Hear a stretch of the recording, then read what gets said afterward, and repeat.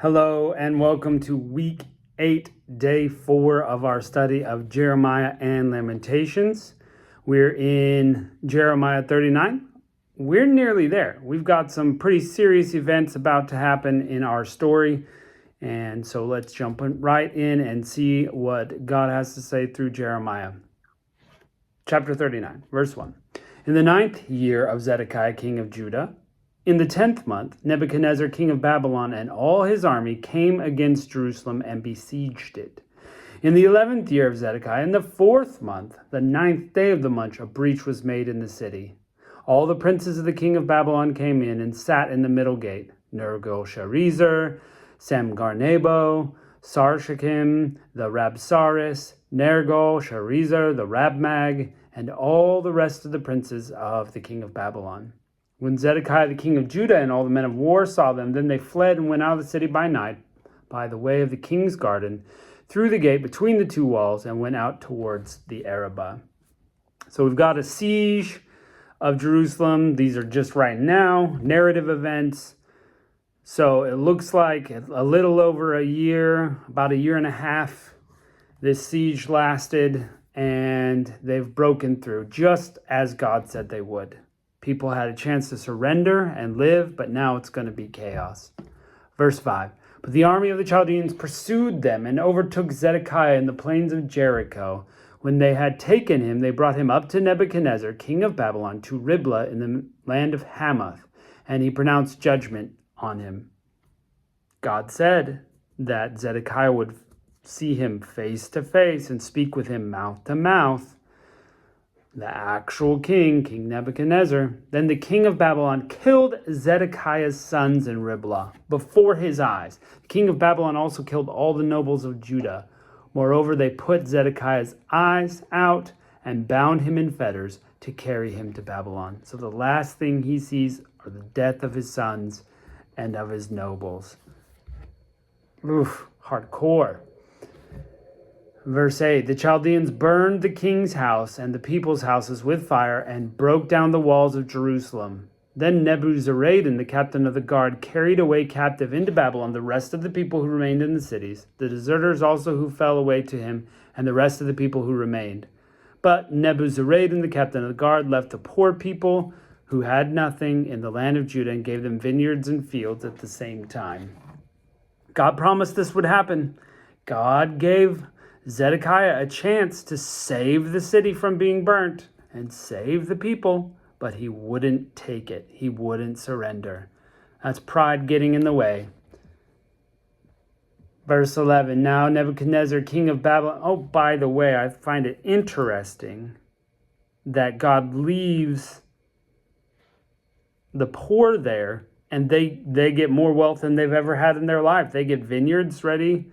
They get farms that they've never had in their life, but now they have them because everything's been destroyed.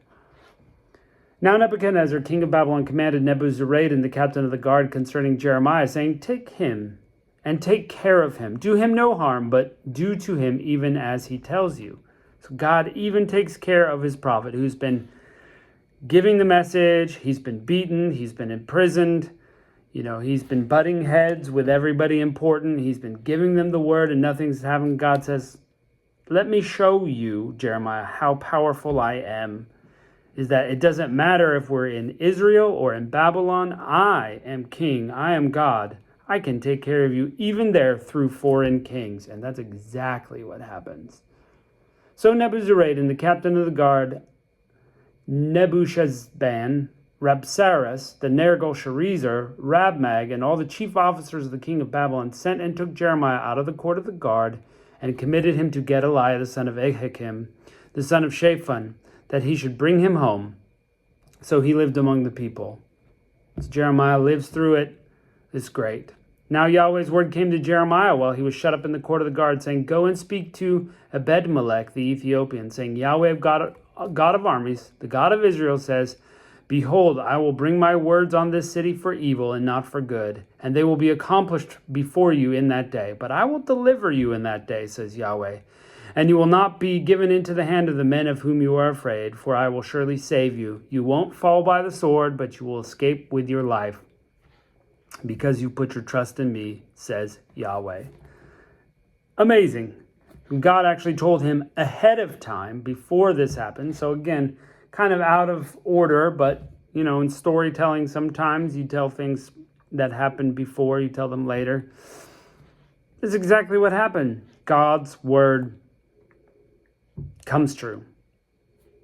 God knows the future. He has the power over all nations, not just his people.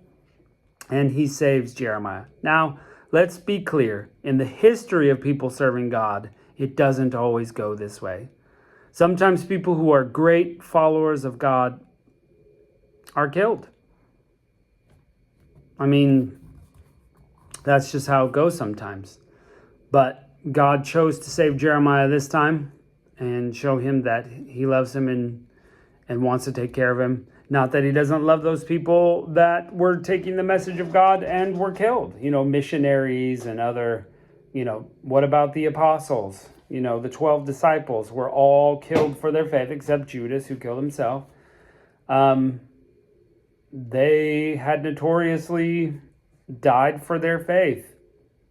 But the truth of the matter is, you stand up for God, God will take care of you, whether in this life or the next, or both, I guess. But everything that God said would happen to the prophet Jeremiah happens. I mean, what more can you say? God holds his word up. So when God is speaking, we better listen, because it will come true. Amazing. Amazing. Hard for these people because they've been now banished into exile for 70 years. But they had chance after chance after chance after chance, and they just didn't listen. So what should we do? We should listen. We should follow God. We should obey his commandments. He'll heal us. He'll take care of us. And it's the right thing to do. Thanks for joining us today, my friends. And as we push deeper into this book, I look forward to seeing you again. We'll see you next time.